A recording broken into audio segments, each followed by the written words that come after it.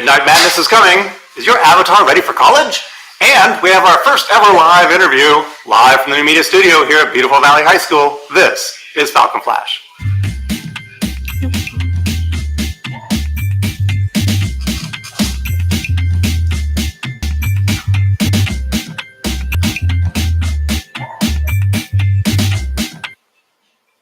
And good morning, students and staff. Today is Thursday. Can you believe it? It is November already. This is November 1st. For today's patriotic observance, as prepare for Election Day, which is less than a week away, we know that many of our students are not yet old enough to vote, but it's still important to realize that vote is a civil right provided to the citizens by law. It is not a right that it naturally comes with being a citizen. For the next few days, we're looking at the evolution of voting rights in the United States.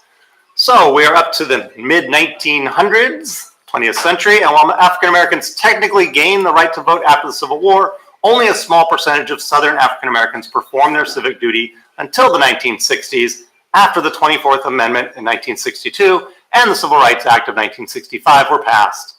In the decades following the Civil War, Southern states used tactics like literacy tests, property requirements, poll taxes, unfair criminal charges, and even physical violence to keep Black voters away from the polls. Led by Martin Luther King Jr., African Americans began peacefully protesting these injustices with initiatives like voter registration drives and marches in southern cities like Selma, Alabama, but their advances were not welcomed. The Civil Rights Act, which was called the single most effective piece of civil rights legislation ever passed by Congress, by the U.S. Department of Justice, prohibits state and local governments from creating any kind of discriminatory voting laws that impede minority voters. Since its original passage, the law has been amended 5 times to broaden its scope of protections. One recent addition was the requirement for districts with high non-English speaking minority populations to provide bilingual ballots and voting materials. Fantastic. We will move on with more of your voting rights in tomorrow's patriotic observance. Today's picture of the day was submitted by Ms. DeLulo, and it shows the counseling team in character as they whistle while they work.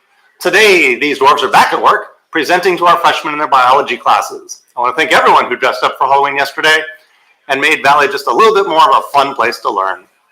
All right, and now here's Gabby. We're going to move this box out of her way. Here's Gabby with today's Falcon Flash. Gabby.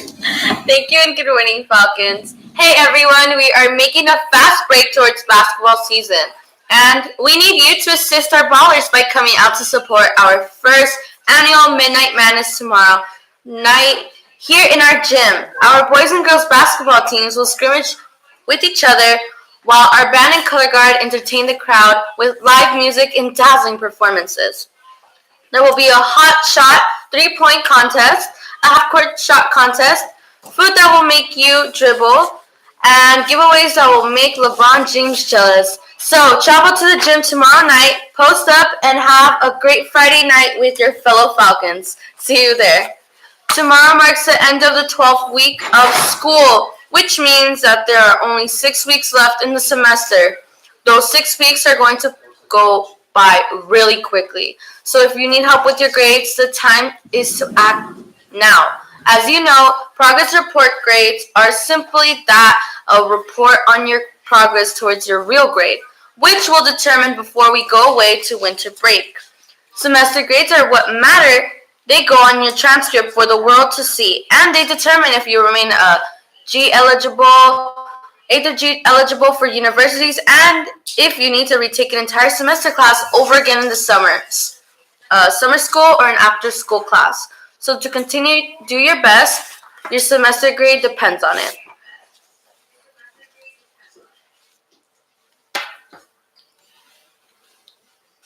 We would like to congratulate Kristen Mendez from our new Media Academy for her winning poster designed by and for Valley de los Muertos. You can come after school to the event to view other great students' artwork. And now we have a very special guest with us to talk to us about tonight's Valley de los Muertos event.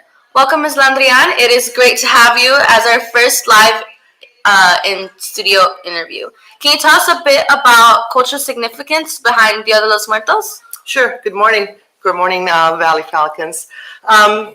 As you know, we started doing this 5 years ago. Mr. Maldonado started this, and I tagged along, even though this is not part of my culture. When we think of Latin America, we tend to think that everybody celebrates the same things, and it really is not like that.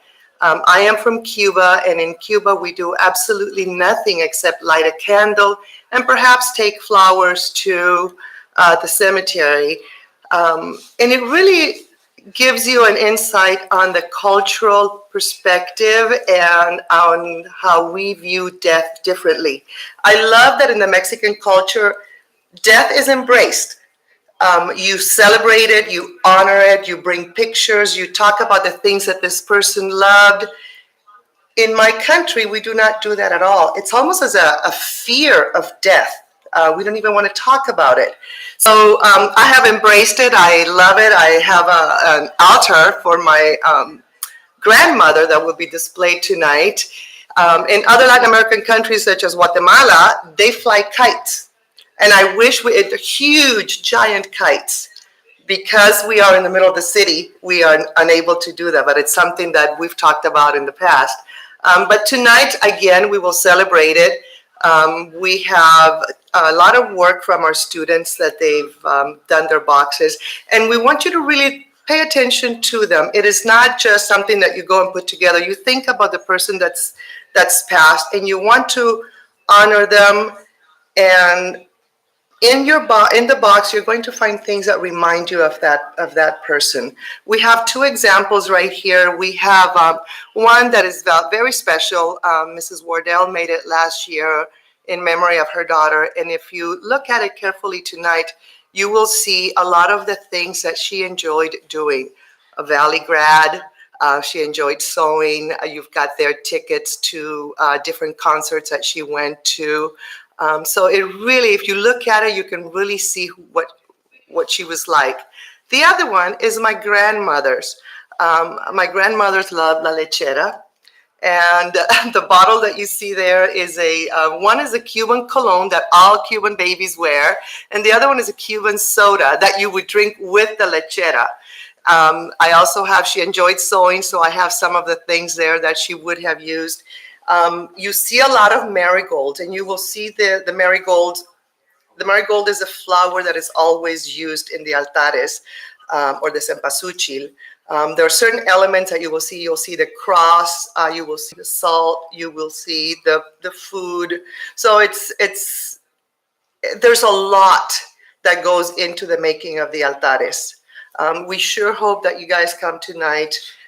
In addition to that, we will have groups that will be performing. We have Cars, Mariachi, and Cars dance team will be here. Henningers, folkloric dancers will be here. Valley's folkloric dancers will be here. Valley's dance team will be here, will be performing, as will choir and band. I hope I'm not forgetting anybody. But it is and of course we have two of our groups of students that will be performing tonight, and a special appearance by somebody from the school. I'm sure you guys can tell who it is. And we will end with a band, a group, un grupo, so that we can rock and roll tonight. We also have food vending. We have, please, if you so feel like it, dress as your favorite Katrina personaje. We need Katrinas and Katrins to be walking around. So by all means, please do that. We know that Karen Cano will be in costume tonight. So yay. We will see you at 5 o'clock tonight. Bring your family, bring your brothers, your sisters. It is our effort to continue with the tradition of our culture. Well, I know that you are incredibly busy getting things ready, Yes. So we'll let you get back to that. Thank you for coming in and sharing everything for tonight. Thank you. Ms. Landian. See you all tonight. We want to remind everyone that Valley High School has been selected to compete against other high schools across the state of California to earn recognition and rewards individually and collectively by playing an online college knowledge game. All Falcons grades 9 through 12 are invited to participate in the Mission Admission game. Participants in the Mission Admission Challenge can earn personal rewards points for completing different levels of the game. You can exchange 3 personal points at the reward store for your own prize. The more students from Valley High School that are playing, the better. As a campus, we can earn up to a $2,000 grant just for participating regularly and learning about the college process. Valley High School will be competing with other schools in the challenge from now until December 14th. You can begin your journey on the Mission Admission game today by creating an account at the Mission Admission Challenge website. Valley is currently ranked 13 out of 40 participating schools, so we are well on our way to being top 5. Let's go Falcons! And now Silas is back with some senior class reminders. Hey seniors, Johnston's is here today at lunch to sell graduation caps and gowns, rings, and other things. You can find the table outside of ASB in 8-5. That's the activities office. Although the lunch hour, while you're near ASB, step inside to purchase your ticket for Camelot. As I mentioned yesterday, there was a generous donation from a Valley staff member that allowed for 50 seniors to save up to 10% off of their ticket, just making it $40 for the 4 hour of mini golf, laser tag, bumper boats, race cars, arcade games, and bumper cars. It also includes free pizza and the bus transportation. If you were to do this on your own, it would cost up to $180. So don't forget, Tuesday is election day. For those who are able to vote for us, it's our deadline to convince our advisors that to keep this as a senior event. If you don't get enough tickets sold by then, the tickets will go on sale for all Falcons next Wednesday morning. We can't let that happen, seniors. Let's go. And now I'd like to introduce Ines, who is here from the studio to tell us about the special effort you can make to participate in to help Valley's families. Okay. Yes. Me. Hey, what's up, Falcons? It's November 1st, which means our annual canned food drive has arrived. It will start as of today until November 13th. Just last year, we were able to help out 10 families with the donations that were made. This year, our goal is to help at least 12 families or more. We encourage you to donate what you can.